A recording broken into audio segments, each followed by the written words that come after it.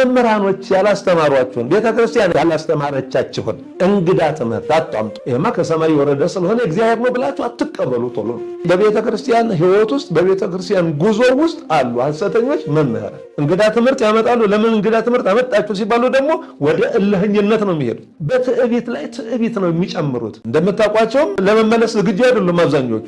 መምህራንን የምንል በስተናል። ሁሉ አስተማሪ ሆኗል። አሁን ተከታዮች አድናቂዎች አንሁን የሰው ትምህርቱን ግን የመለየት ማንም ያስተምረው ማንም እነከሌ ናቸውና እዚህ ማዕረግ ላይ ያሉ ናቸውና ብለን አሜኑ አሜን አንልም ማለት ነው። ምንም አይነት ምን ትምህርት አጣርተን ነው የምናስገባው።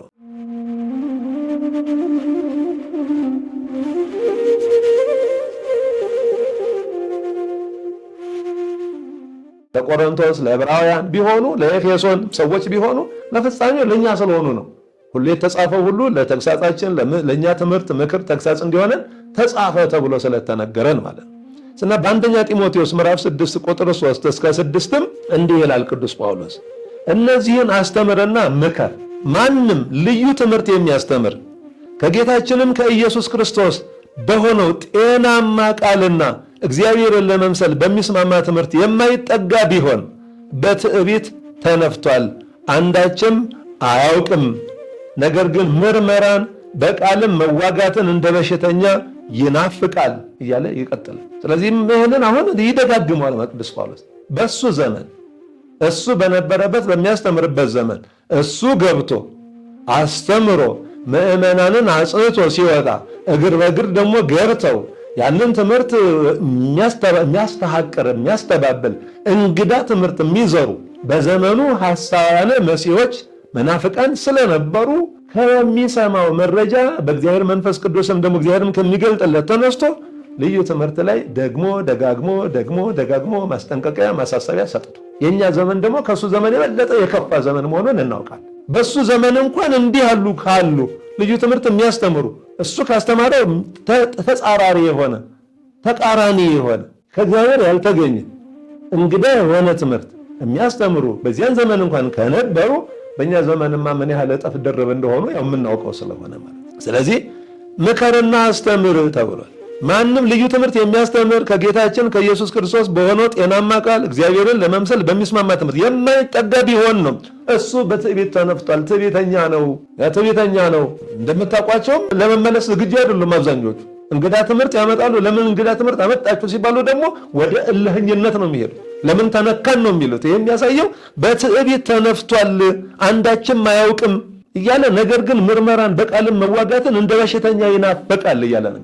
ትዕቢተኛ ነው። የእንግዳ ትምህርት የሚያመጡ ሰዎች አያቸው ምን ጊዜም በታሪክ ወደ ኋላ ሄዳቸው እና አርዮስንም ወደ ኋላ በኒቅያ ጉባኤ ትምህርቱም እሱም ብዙ ደክሞ ሊቃውንቱ 318 ሊቃውንት ብዙ ደክሞ ሊያስተካክሉት ሊመልሱት በትዕቢት ላይ ትዕቢት ነው የሚጨምሩት። ምክንያቱም በአድሮባቸው ያንን እንግዳ ትምህርት የሚያስገሳቸው ትዕቢተኛው ዲያብሎስ ስለሆነ ትዕቢተኛው ዲያብሎስ እነ ቅዱስ ክርስቶስ ሰምራ እንዲማር ምህረት እንዲያገኝ ሲለምኑለት እንኳን ለመማር ፈቃደኛ ያልሆነ ትዕቢተኛው ዲያብሎስ እሱ ስለሆነ አድሮባቸው ያለ ለመመለስና ለማስተካከል ትምህርቱን ለማረም ይቅርታ ለመጠየቅም ፈቃደኞች አይደሉም ብዙዎቹ ማለት አርዮስንም ይሁን መቅዶንዮስንም ይሁን ንስጥሮስንም ሁሉ ፈቃደኞች አልነበሩም።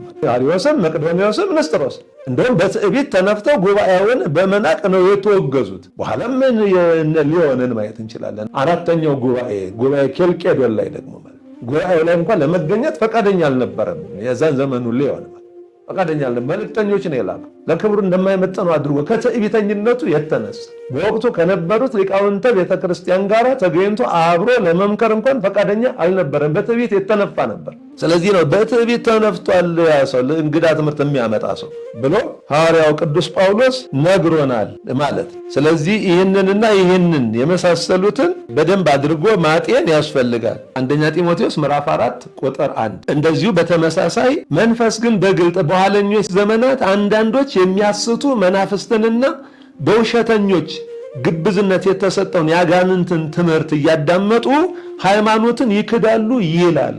ልዩ ትምህርት አታምጡ የተባለው የእግዚአብሔር ያልሆነ ማለት ነው። የቤተ ክርስቲያን ያልሆነ የቅዱሳን ሐዋርያት ያልሆነ የሊቃውንተ ቤተክርስቲያን ያልሆነ። ስለዚህ የቤተ ክርስቲያን ካልሆነ የሐዋርያት የሊቃውንተ ቤተክርስቲያን ካልሆነ የማን ነው የሚሆነው? ያጋንንት ነው። በቃ ሌላ ሊሆን አይችልም ማለት። በመንፈስ ቅዱስ ገላጭነት የተገኘ ትምህርት ካልሆነ ስለዚህ ያ ትምህርት ሊሆን የሚችለው በተቃራኒው መንፈስ በርኩስ መንፈስ ገላጭነት ወይም ደግሞ በሱ ተጭኖ የመጣ ያጋንንት ትምህርት ነው። ይህንን ነው ቅዱስ ጳውሎስ ያጋንንትን ትምህርት እያዳመጡ ብዙዎች እንደሚክዱ ሃይማኖታቸውን ሁሉ እንደሚለውጡ የተናገረው ለዚህ። ስለዚህ በመሰረቱ ላይ መቆም ያስፈልጋል ማለት። መሰረቱ ቅድም እንዳለ ኤፌሶን 2:20 መሰረቱ የነቢያት የሐዋርያት መሰረት የቤተክርስቲያኒቱ መሰረት ያ መሰረቱ ላይ መቆም ያስፈልጋል። ልዩ ትምህርት የሆነውን ለመለየት መሰረቱ ላይ ስንቆም ነው። እውነተኛውን ትምህርት ስናውቅ ነው ሐሰተኛውን የምናውቀው። ስለዚህ ምዕመናን በየአጥቢያችን እንግዲህ አጥቢያ ካለን በየምናገኘው ከእውነተኛ የቤተክርስቲያን መምህራን አሉ። እውነተኞቹ የቤተክርስቲያን የራሷ ሚዲያም አላት የራሷ ሚዲያ። እንደገና ደግሞ እውነተኛ የሆኑ ሊቃውንቱ ደግሞ አሉ የምናውቃቸው እናውቃቸዋለን። ስለዚህ እውነተኛ የሆነውን የቤተክርስቲያን መምህራን ሊቃውንቱ የሚያስተምሩትን ከምንጩ ቀድተው ከድፍረሱ ሳይሆን ከዚያው ከምንጩ ቀድተው የሚያስተምሩ ቀድተው የሚያጠጡ ጠጥተው የሚያጠጡ ቀላቅለው መረዘው ሳይሆን ያንኑ ምንጩን ከጠራ ምንጭ ቀድተው ጠጥተው የሚያጠጡ ከነሱ ከመምህራን መማር ያስፈልጋል። ከነሱ ጋር ቁጭ ብሎ መማር ያስፈልጋል። እውነተኛውን ሳናቅ ሐሰተኛውን ልናውቀው አንችልም። ከመሰረቱ ላይ ለቀን ስናበቃ መሰረቱ ላይ ያለውን ልንለዩ አንችልም። በአንደኛ ቆሮንቶስ ምዕራፍ 3 ቁጥር 10 እስከ 16 ላይ በደንብ አንቡት እናንተ። እኛ በመሰረቱ ላይ የምንሰራ ነን እንጂ መሰረትን የምንመሰረት አይደለንም ብሏል ቅዱስ ጳውሎስ። መሰረቱ ተመስርቷል። አሁን ማንም ተነስቶ ስርዓተ ቤተክርስቲያንን ወይ ማህሌትን ወይ ሰዓታትን ወይ ቅዳሴን ወይ አሁን እንዲህና አድርጎ ሊል አይችልም። ተመስርቷል። ቤተክርስቲያኒቱንም ስንዱ መቤት የሚያደርጋት ያ ነው። አሁን አዲስ የቅዳሴ ስርዓት አያስፈልጋትም። በቃ የቅዳሴ ስርዓት አላት፣ በቃ ጨርሳለች። በቃ በዛ መጓዝ ብቻ ነው እንጂ አዲስ መስራቾች አይደለንም ያለ ቅዱስ ጳውሎስ። ትምህርት ሃይማኖቱም እንደዛ ነው፣ ያለቀለት ነው። በቃ የጎደለው ኖሮ ምን ሞላው፣ የጠመመ ነገር ኖሮ የምናቀነው ነገር የላትም ቤተክርስቲያን። ማንም ተነስቶ አዲስ ትምህርት ተመጥቶ እንዲህ ነው እንዲህ ሊል አይችልም። እንዲህ አይባልም፣ እንዲህ ነው የሚባለው ሊል አይችልም። በቃ የሚባለውና የማይባለው ተለይቶ ተቀምጧል። አበቃ፣ ያለቀለት ነው። ስንዱ የሚያሰኛት ቤተክርስቲያኒቱን ይሄ ነው። ስለዚህ ቅዱስ ጳውሎስ ምን አለ? በመሰረቱ ላይ የምንሰራ ነን እንጂ መሰረትን የምንመሰረት አይደለንም ማለት። ይሄንን ማወቅ ያስፈልገዋል። አገልጋዩም ሰባኪ ነኝ ባዩም አባት ነኝ ባዩም ካህን ነኝ ማንም ቢሆን በመሰረቱ ላይ ሆኖ የሚሰራ የሚያገለግል መሰረቱን ይዞ በመሰረቱ ላይ የሚገነባው አዲስ መሰረት ሊመሰረት አይችልም። አዲስ መሰረት አለውም ካለ እሱ የክርስቶስ አይደለም፣ እሱ የቤተክርስቲያን አይደለም፣ እሱ የአጋንንት ነው የሚሆነው፣ እሱ የሰይጣናት ነው የሚሆነው ማለት። የቤተክርስቲያኒቱ ተመስርቶ ያበቃ ጉዳይ። በማቴዎስ 16 ቁጥር 16 አካባቢ የምናገኘው አንተ አለት ነህ፣ በዚች አለት ላይ ቤተክርስቲያኒቱ መሰረታታለሁ። ጴጥሮስን እናንተስ ማን ትሉኛላችሁ ብሎ ጠይቆ አንተ ውእቱ ክርስቶስ ወልደ እግዚአብሔር ሕያው፣ አንተ የሕያው እግዚአብሔር ልጅ ክርስቶስ ነህ ብሎ ቅዱስ ጴጥሮስ በመሰረተ ጊዜ ይህንን ደምና ስጋ አልገለጠልህም። ይሄ በደምና በስጋ በፍልስፍና በመርመራ የተገኘ አይደለም። አሁን የመለስከው ይህንን ሰማያዊ አባቴ ነው ይገለጣል። ስለዚህ አንተ ብፁዕ ነህ አለውና አንተ አለት ነህ አለው። እንደገና አለት ነህ ያለው ቋጥኝ ወይም ደግሞ ኮረት ነህ አላለው። ዝም ብሎ ድንጋይ ነህም አላለው። አለት ነህ አለ። አለት እንደምናውቀው ንጣፍ ነው። ንጣፍ ድንጋይ ስለሆነ ጎርፍም ቢመጣ አያንቀሳቅሰውም። አለት ንጣፍ ድንጋይ ስለሆነ ነፋስም ቢነፍስ ያንን አለት አያነቃንቀው፣ ከመሰረቱ ሊነቅለው አይችልም። ንጣፍ ድንጋይ ስለሆነ ጎርፍም መጣ፣ ማዕበልም ተነሳ፣ ነፋስም ነፈሰ፣ ምንም አይነት ነገር ቢመጣ አለት የተነጠፈ ድንጋይ ስለሆነ ምንም አይሆንም። ኮረት ካለ ግናምን ካለ ግን ነፋስም ጎርፍም ሊወስደው ይችላል። ቋጥኝም እንኳን ቢሆን ሊያገለባብጠው ይችላል። ስለዚህ በማይነዋወጸው በአለት ነው የመሰለው ቅዱስ ጴጥሮስ። ቅዱስ ጴጥሮስ አይደለም ግን አለት የተባለ ትምህርቱ ምስክርነቱ ነው። ስለዚህ የቅዱስ ጴጥሮስ ምስክርነት ክርስቶስ ወልደ እግዚአብሔር ሕያው ቅድመ ዓለም ከአብ ያለ እናት የተወለደው እሱ ከእመቤታችን ከቅድስት ድንግል ማርያም ከሥጋዋ ሥጋ ከነፍሷ ነፍስ ነስቶ ተወልዶ ደግሞ አሁን ደግሞ ወልደ እግዚአብሔር ነው። ወልደ ማርያም ወልደ እግዚአብሔር ወልደ ማርያም በቀዳማዊ ልደቱ ወልደ እግዚአብሔር በዳህራዊ ልደቱ ወልደ ማርያም ጌታችን አምላካችን መድኃኒታችን ኢየሱስ ክርስቶስ እሱን ነው ቅዱስ ጴጥሮስ የመሰከረው። አንተ ውእቱ ክርስቶስ ወልደ እግዚአብሔር፣ አንተ ክርስቶስ በሥጋ ተገልጠህ የታየህ በአጭር ቁመት በጠባብ ደረት የተገለጥህ የሕያው እግዚአብሔር ልጅ ነህ። ቅድመ ዓለም ካብ ያለ እናት የተወለድከው ነህ። ደግሞ ድህረ ዓለም ደግሞ ከእመቤታችን ከቅድስት ድንግል ማርያም ያለ አባት የተወለድከው በተዋህዶ የከበርከው አንተ ነህ ብሎ ነው የመሰከረው። ስለዚህ ይህንን ነው አንተ አለት ነህ ቤተክርስቲያኔ በዚህ ዓለት ላይ እመሰርታታለሁ አለው።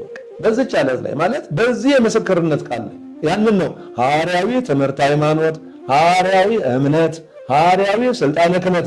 ስልጣኑንም እዚያ ነው የሰጠው። እነሆ የመንግስተ ሰማያትን መክፈቻዎች እንካ፣ በምድር ያሰርከው በሰማይ የታሰረ ይሆናል፣ በምድር የፈታውን በሰማይ የተፈታ ይሆናል የሚለው አያይዞ ነው የሰጠው። እዚያ ውስጥ ትምህርት ሃይማኖት አለ፣ እዚያ ውስጥ እምነት አለ፣ እዚያ ውስጥ ስልጣነ ክህነት አለ።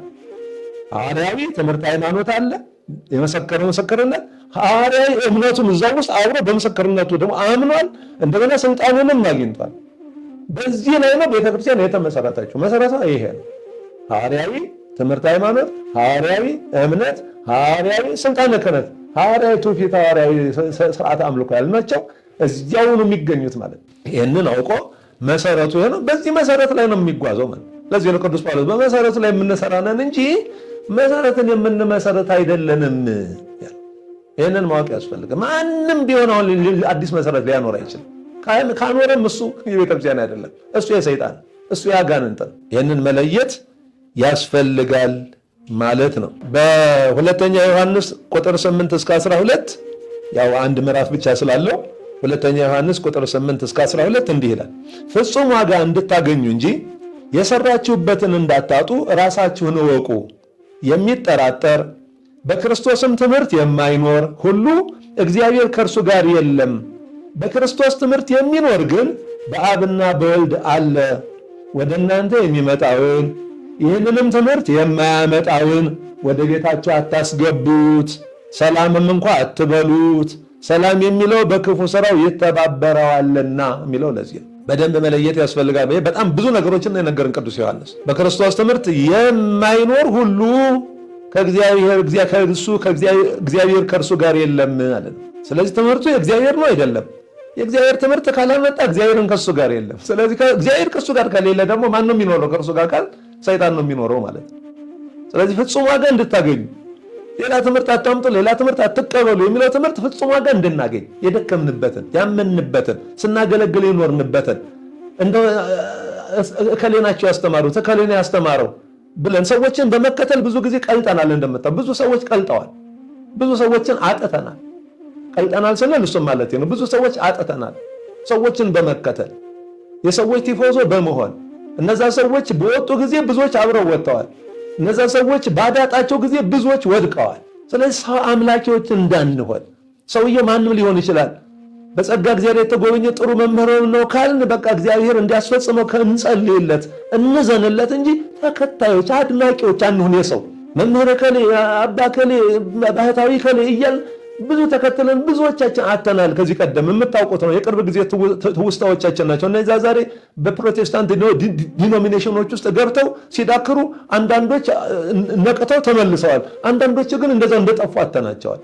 ሰዎችን በመከተል የሰዎች ቲፎዞ በመሆን ነው ብዙዎችን ያጣናቸው። ሰዎችን አይደል ትምህርቱን እንቀበላለን፣ ሰዎችን እንጸልይላቸዋለን። በተሰጣቸው ጸጋ እግዚአብሔር እስከ መጨረሻው እንዲያቆያቸው ማለት እግዚአብሔር እንዲረዳቸው በቤቱ እንዲያኖራቸው እየጸለይንላቸው ትምህርታቸውን እንቀበላለን እንጂ እነሱ አድናቂዎች አንሆን። እነሱ ነገ ቢያድጣቸውስ ምን ልንሆን ነው?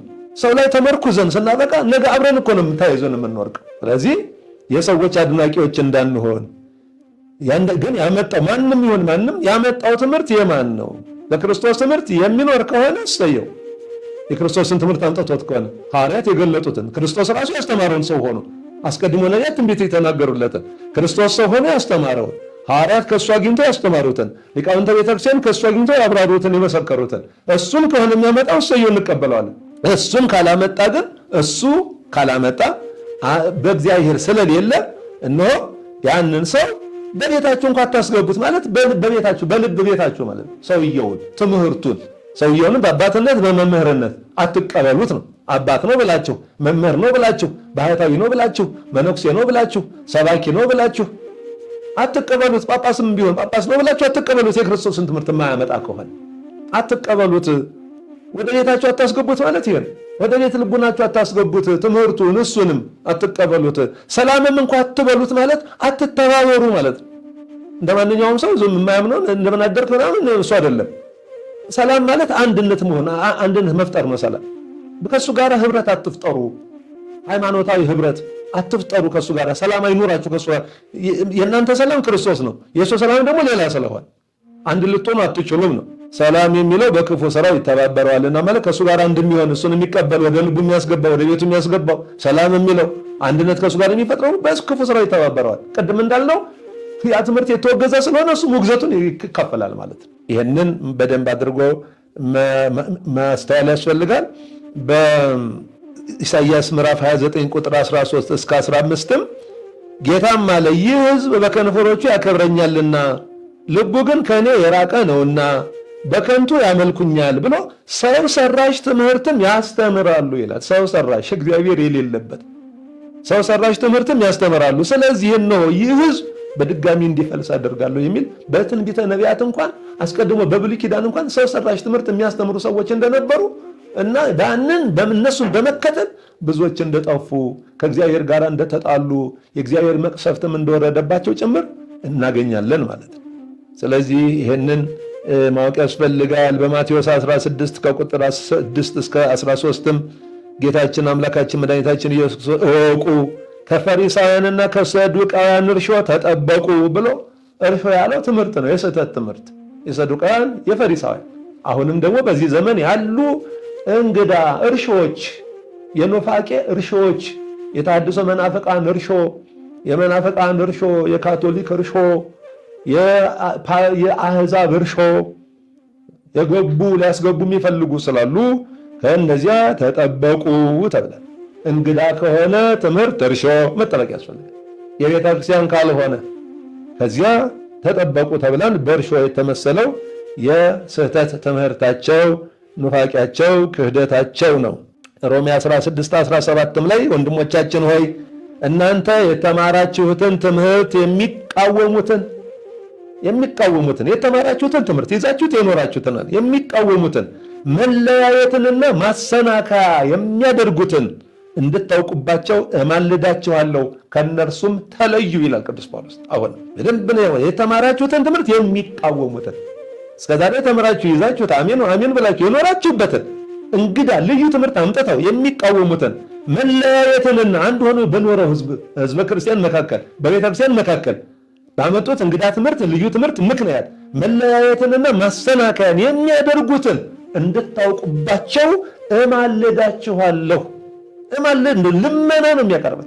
እወቁባቸው እነዚያ እንግዳ ትምህርት አምጥተው መለያየት ማሰናከያ የሚያመጡትን የተማራችሁትን ትምህርት ደግሞ የሚጣረሱትን እንደገና አዲስ ትምህርት በማምጣት ያን የተማራችሁትን እንድትጠራጠሩት እንድትተዉት ምንድነው ነገሩ ብላችሁ እንድትወናበዱ እንድትጠራጠሩ በክደት ማዕበል በጥርጥር ማዕበል እንድትገቡ እንድትወዛገቡ የሚያደርጓችሁን እንድታውቁባቸው እንድትለዩአቸው እማልዳችኋለሁ ከነርሱም ተለዩ ብሎ ሮሜ 16:17 ላይ ነግሮናል።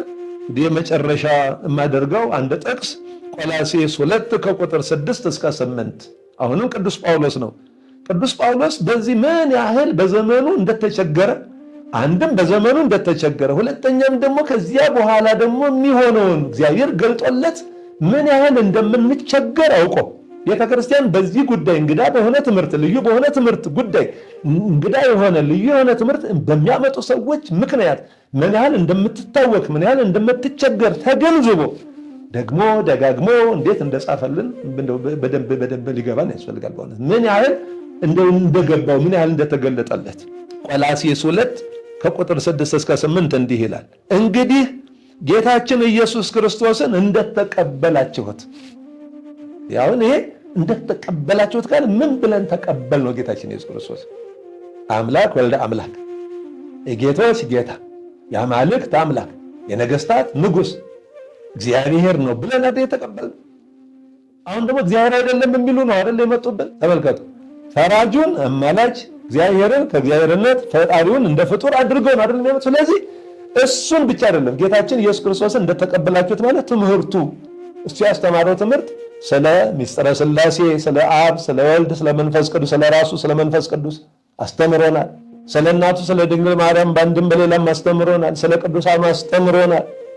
ስለዚህ እንግዲህ ላነበው ሙሉን አንዴ እንግዲህ ጌታችን ኢየሱስ ክርስቶስን እንደተቀበላችሁት በእርሱ ተመላለሱ፣ በእርሱ ተመስርታችሁ ታነጹ፣ በምስጋናው ትበዙ ዘንድ በኋላ እናንተ አባቴ ብሩካን ብሎ በሚያመሰግናችሁ ምስጋና ትበዙ ዘንድ ማለት ትባረኩ፣ ተከብሩ፣ ትደሰቱ፣ መንግስቱን ትወርሱ ዘንድ ማለት ነው። ትበዙ ዘንድ በተማራችሁት ሃይማኖት ጽኑ ይላል።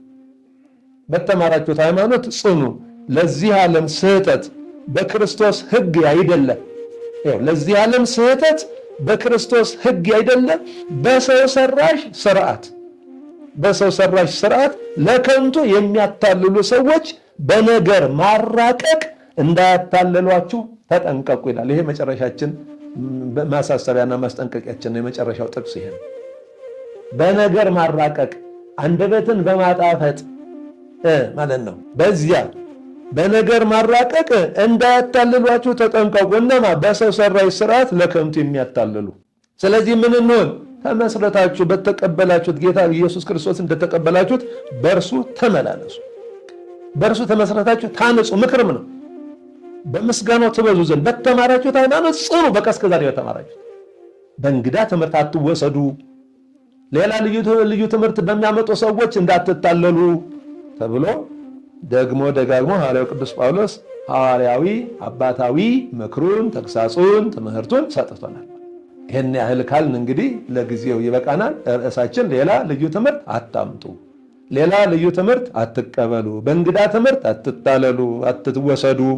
መልአክ እንኳን ቢሆን የተባለ ከሰማይ ወረደ መልአክ እንኳን ቢሆን መቼስ ዲያብሎስም ሰይጣንም ያው መልአክ ነው እንደምታውቁት። እርጉማን መላእክትና እርኩሳን መላእክትና ቅዱሳን መላእክት፣ ቅዱሳን እርኩሳን በሚል ነው የምንለያቸው እንጂ ተፈጥሮ ቀደመ ተፈጥሮ መልአክ ስለሆነ መልአክም ቢሆን የብርሃን መልአክ ነኝ ብሎ እንኳን ተገልጦ መጥቶ ትምህርት ቢያስተምራችሁ ከሰማይ ወርዶ እኛ ካስተማርናችሁ የተለየ ከሆነን የተወገዘ ይሁን፣ ይህን የተወገዘ ትምህርት እንዳትቀበሉ ተብሏል።